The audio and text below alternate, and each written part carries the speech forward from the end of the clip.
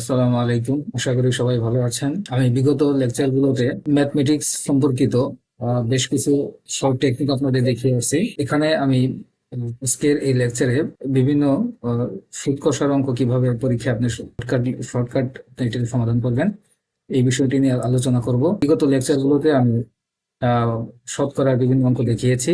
আজকের শর্টকাট টেকনিকে আমরা সুদ কষার বিষয়ে বিভিন্ন ধরনের অঙ্ক দেখবো ইনশাআল্লাহ। আমরা দেখে আসি। আজকের এই লেকচারে আমরা দেখবো হচ্ছে সরল ও যৌগিক মুনাফার অঙ্ক। শর্টকাট মানে টেকনিক হচ্ছে 13 বা সূত্র নং 13। এই ক্ষেত্রে হচ্ছে আসল, সময়, সুদ কিংবা সুদের হার উল্লেখ থাকলে এক্ষেত্রে আমরা অঙ্কগুলো কিভাবে সমাধান করা হবে চলুন দেখে আসি।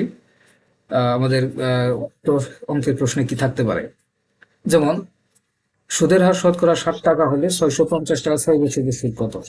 এটা একদম হচ্ছে এলিমেন্টারি লেভেলের অঙ্ক, প্রাইমারি স্কুল পরীক্ষায় এটা এই ধরনের অঙ্ক থাকবে, ঠিক আছে।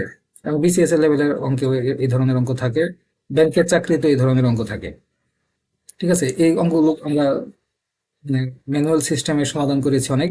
আমরা জাস্ট এখানে সূত্র প্রয়োগ করবো আর কি। সুদ সমান সমান আসল গুণন সময় গুণন হার ডিভাইডেড বাই 100। এখান থেকে যদি সুদ দেওয়া থাকে আসল বের করতে পারবো, সময় চাইলে সময় বের করতে, বিভিন্ন ধরনের অঙ্ক আমরা দেখবো আর কি। হ্যাঁ, এখানে আমরা চাইছি হচ্ছে যে সুদ কত হবে, তাহলে সুদের অঙ্ক এখানে হচ্ছে জাস্ট আমরা এই মানগুলো বসাই দিই। এবং আরেকটি অঙ্ক এরকম দেখি যে হবু এরকম অঙ্ক, যে সুদ চাইছে আর কি 1,00,000 টাকা 15% হার মুনাফায় 2 বছরের কত টাকা মুনাফা পাবে।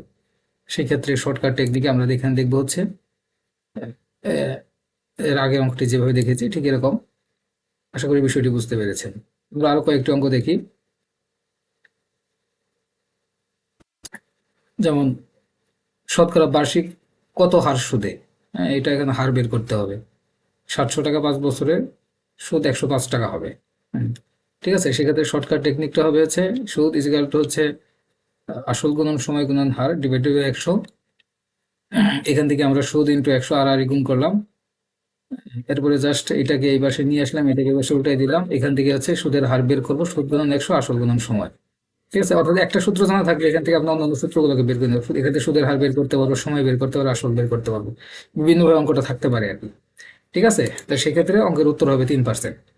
ঠিক আছে, আমরা আরেকটা অঙ্ক দেখি, সেখানে কি আছে।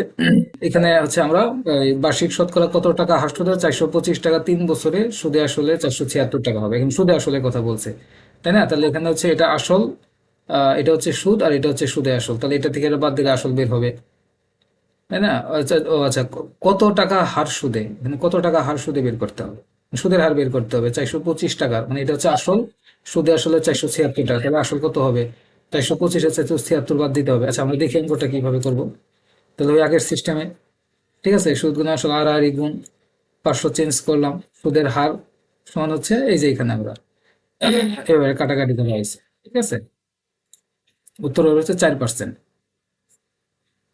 ঠিক আছে, এটা কিভাবে কাটাকাটি হলো? প্রথমে হচ্ছে যে 3 17 51 দিয়ে যায়, 17 425 হয়, 25 বার যায়, 4 25 সঙ্গে 100, এখানে 4টা আসেনি, এখানে 4 হবে আর কি, 4%। ঠিক আছে, এরকম আর কি। আচ্ছা, আমরা আরেকটা অঙ্ক দেখি আর কি কেমন থাকতে পারে। এগুলো কিন্তু বিভিন্ন চাকরির পরীক্ষায় এসেছে, ঠিক আছে। আমি যে অঙ্কগুলো এখানে দিয়েছি সবগুলো বিভিন্ন চাকরির পরীক্ষায় এসেছে। ঠিক আছে, শতকরা বার্ষিক 14,000 টাকা আসলে কত বছর, এটা বছর বের করতে হবে। তাহলে এটা কিভাবে করবো আমরা? এখানে ওই একই সূত্র, ওটাকে 500 চেঞ্জ করলাম, এটাকে 500 পরিবর্তন করলাম, সময় এখন সময় সমান সমান হচ্ছে সুদ গুণন 100 আসল গুণন হার। এটাকে কাটাকাটি করলে হচ্ছে 2 বছরে, উত্তর হচ্ছে 2 বছর। ঠিক আছে, পারবেন না আর কি। এটা হচ্ছে একটা নিয়ম আর কি, মানে সরল সুদের ক্ষেত্রে আমরা হচ্ছে শতকরা বার্ষিক এত পার্সেন্ট আসল কত, এই অঙ্কগুলো কিন্তু পরীক্ষায় থাকবে এরকম অঙ্ক, এমসিকিউতে বেশি বড় বড় অঙ্ক আবার যায় থাকে না আর কি। আচ্ছা, আমরা আরেকটা নিয়ম দেখি আর কি। এই যেখানে আমরা বেশ কিছু অঙ্ক দিয়ে দিয়েছি, আপনি এই অঙ্কগুলো বাসায় প্র্যাকটিস করবেন। এই অঙ্কগুলো বিভিন্ন চাকরির পরীক্ষায় এসেছে, ঠিক আছে। আপনারা আরো অঙ্ক খুঁজে বের করবেন, নিজে নিজে অঙ্ক তৈরি করবেন, এগুলো প্র্যাকটিস করবেন, ঠিক আছে। আমরা আচ্ছা আরেকটা সূত্র দেখি আর কি। সূত্র নং 14, যখন দুইটি আসল এবং দুইটি সুদ একত্রে থাকলে সেক্ষেত্রে অঙ্ক কিভাবে করবো চলুন দেখি। অঙ্ক সেটা প্রশ্নে কিভাবে আসবে সেটা দেখি। যেমন 500 টাকা 4 বছরের সুদ, 500 টাকা 4 বছরের সুদ এবং 600 টাকা 5 বছরের সুদ একত্রে 500 টাকা হলে সুদের হার কত। আমি আগেই বলেছি দুইটি আসল এবং দুইটি সময়। আপনার এই উপরে হিডিংটা ভালো করে দেখবেন, প্রশ্নটা ভালো করে দেখবেন, এরপরে সেখানে আপনি সূত্র অ্যাপ্লাই করবেন। এটার ক্ষেত্রে আপনার শর্ট টেকনিক হচ্ছে এই সূত্র ব্যবহার করতে হবে সুদের হার নির্ণয়ের ক্ষেত্রে। মোট সুদ গুণন 100, তো প্রথম মূলধন গুণন প্রথম সময় প্লাস দ্বিতীয় মূলধন গুণন দ্বিতীয় সময়। ঠিক আছে, প্রথম মূলধন হচ্ছে এইটা, দ্বিতীয় মূলধন হচ্ছে এইটা, প্রথম সময় হচ্ছে এইটা, দ্বিতীয় সময় হচ্ছে এইটা, আর এটা হচ্ছে মোট সুদ। ঠিক আছে, মানগুলো বসাই দেন, ক্যালকুলেশন করেন 10%। ঠিক আছে। আচ্ছা, আমরা আরেকটা অঙ্ক দেখি এরকম। ঠিক আছে, আরেকটা অঙ্ক আমরা দেখি।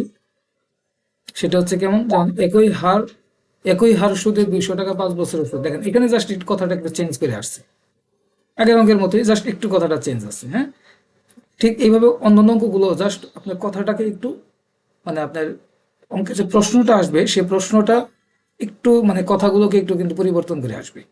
ঠিক আছে, কিন্তু মেইন অঙ্ক কিন্তু একই আর কি, 200 টাকা 5 বছর 671 সুদ 320 টাকা সুদের হার কত, একই সূত্র। আমরা অ্যাপ্লাই করবো, ক্যালকুলেশন করেন।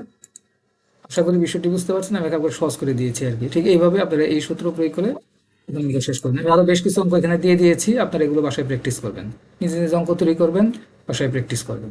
যাই হোক, আজকে এই পর্যন্তই। আমরা পরবর্তীতে অন্য আরো কিছু টেকনিক নিয়ে আমরা আলোচনা করবো আর কি। সেই পর্যন্ত সবাই ভালো থাকবেন, সুস্থ থাকবেন, নিজে নিজে প্র্যাকটিস করবেন। ধন্যবাদ সবাইকে, আজকের মতো এখানেই, আল্লাহ হাফেজ।